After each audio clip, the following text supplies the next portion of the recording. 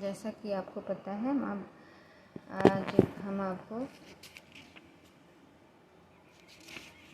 Page number 149 पाठ का वाचन करने जा रही हूँ।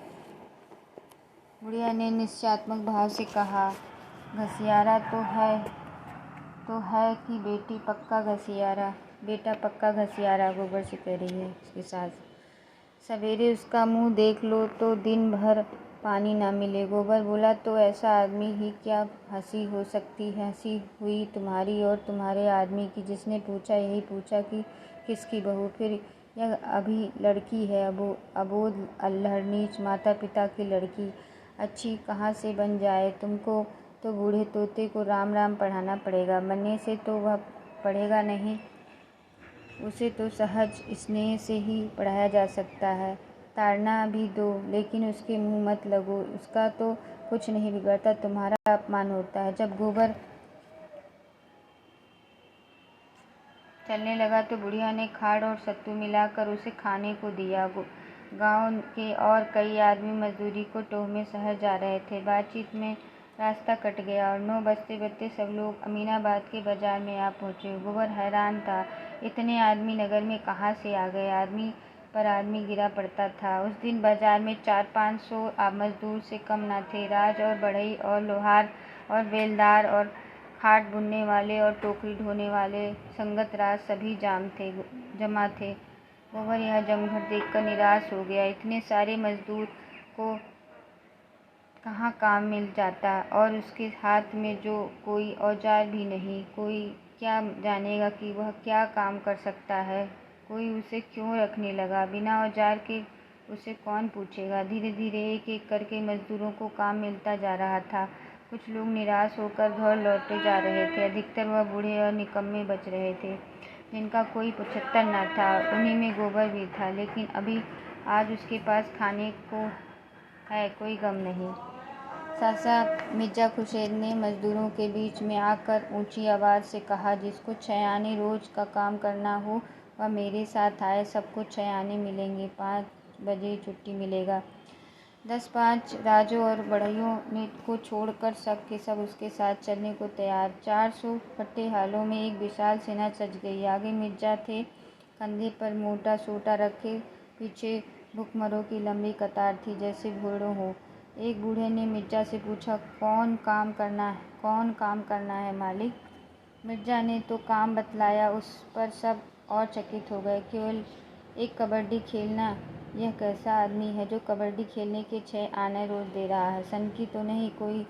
बहुत धन पाकर आदमी सनक ही जाता है, बहुत पढ़ लेने पर भी आदमी पागल हो जाता है। कुछ लोगों को संदेश होने लगा, कहीं यह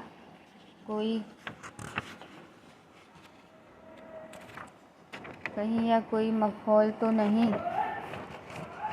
यहाँ से घर पर ले जाकर कह दे कोई काम नहीं है तो कौन इसका क्या कर लेगा? वह चाहे कबड्डी खिलाए, चाहे आँख में चौली, चाहे गुल्ली डंडा, मजदूरी पेशगी दे दे। ऐसी झक्कड़ आदमी का क्या भरोसा? गोबर डरते डरते कहा, मालिक हमारे पास कुछ खाने को नहीं है, पैसे मिल जाए तो कुछ लेकर खा लो। मिर्जा ने झट 6 आने उसके पैसे उसके हाथ में रख दिए और ललकार कर बोले, मजदूरी सबको चलते चलते पेशगी दे दी जाएगी, इसकी चिंता मत करो। मिर्जा साहब ने शहर के बाहर थोड़ी सी जमीन ले रखी। मजदूरों ने जाकर देखा तो एक बड़ा अहाता घिरा हुआ था। अहाता जिस जगह लोग घिरवा देते हैं, और उसके अंदर केवल एक छोटी सी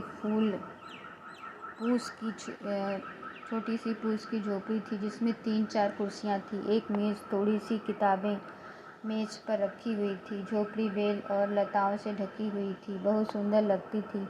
अहाते में एक तरफ आम, नींबू और अमरूद के पौधे लगे थे, दूसरी तरफ कुछ फूल बड़ा हिस्सा पड़ती। मिर्जा ने सबको कतार में खड़ा करके पहले ही मजदूरी बांट दी। अब किसी को उसके पागलपन में संदेश न था। गोबर पैसे पहले ही पा चुका था। मिर्जा ने उसे बुलाकर पौधे सींचने का काम सौंपा। उसे कबड्डी खेलने को नहीं मिलेगी। मन में ऐंठ कर रह गया, इन बूढ़े को उठा उठा कर पटकना, लेकिन कोई परवाह नहीं, बहुत कबड्डी खेल चुके हैं, पैसे तो पूरे मिल जाएं।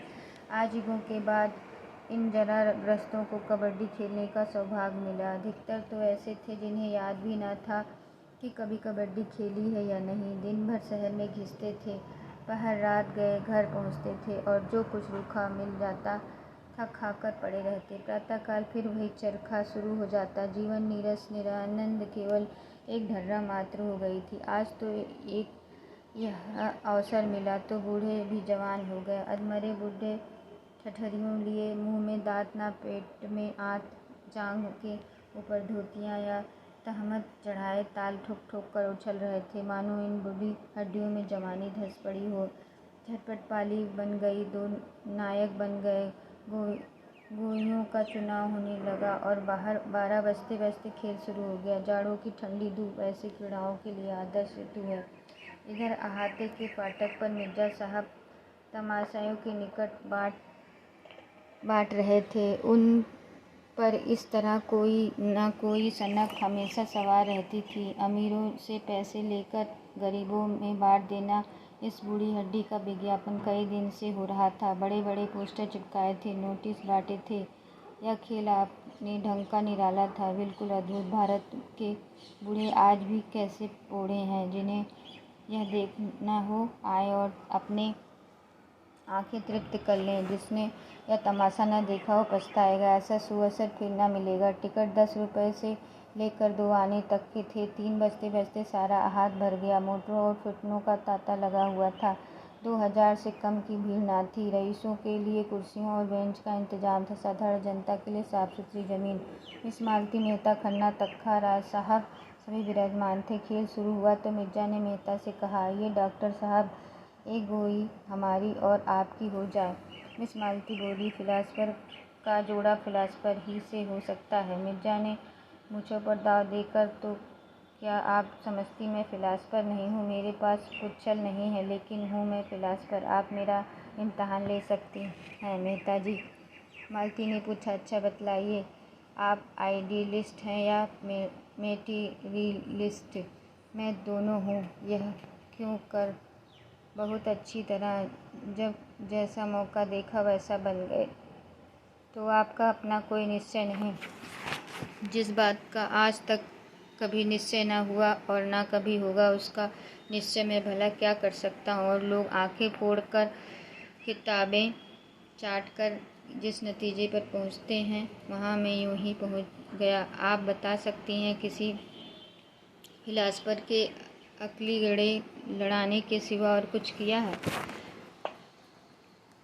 डॉक्टर मेहता ने अचकन के बटन खोलते हुए कहा, तो चलिए हमारी और आपकी हो जाए, और कोई माने या ना माने, मैं आपको फिलासफर मानता हूँ। मिर्जा ने खन्ना से पूछा, आपके लिए भी कोई जोड़ ठीक करूँ? मालती ने पुकार दिया, हाँ हाँ, उन्हें ज़रूर ले जाइए। मिस्टर तक्खा के साथ छेपते हुए बोले, जी नहीं, मुझे क्षमा कीजिए। मिर्जा ने राय साहब से पूछा, आपके लिए कोई जोड़ लाऊं? राय साहब बोले, मेरा जोड़ तो कारनात का है, मगर वह आज नज़र नहीं आते।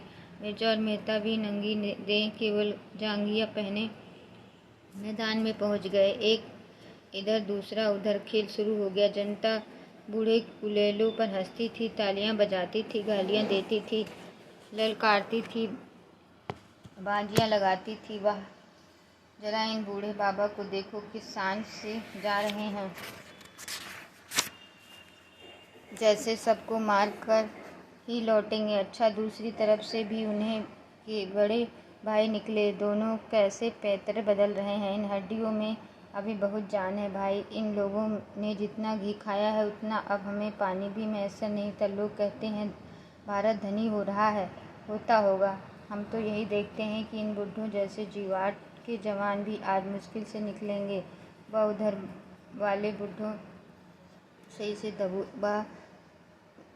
वाले बुढ़े ने इसे दबोच लिया। बेचारा छूट निकलने के लिए कितना जोर मार रहा है, मगर अब नहीं जा सकते। बच्चा एक को तीन लिपट गए। इस तरह लोग अपनी दिलचस्पी जाहिर कर रहे थे। उनका सारा ध्यान मैदान की ओर था। खिलाड़ियों के आघात प्रत्याघात, उछल कूद, धरपकड़ और उसके मरने जीने की तमन्नाएं हो रही थी। कभी चारों तरफ से कह पड़ते, कभी कोई अन्याय या धांधली देखकर लोग छोड़ दो यह का गुल मचाते। कुछ लोग तैश में आकर पाली की तरफ दौड़ते, लेकिन जो थोड़े से सज्जन सामियाने में ऊंचे दर्जे के टिकट लेकर बैठे थे, उन्हें इन खेल में विशेष आनंद ना मिल रहा था। वे इनसे अधिक महत्व की बातें कर रहे थे।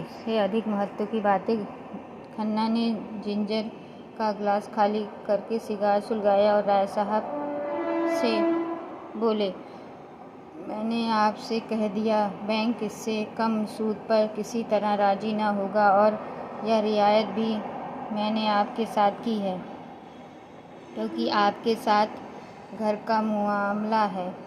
राय साहब ने मूंछों में मुस्कुराहट को लपेटकर कहा, आपकी नीति में घर वाले को ही उल्टे छुरे से हलाल करना चाहिए।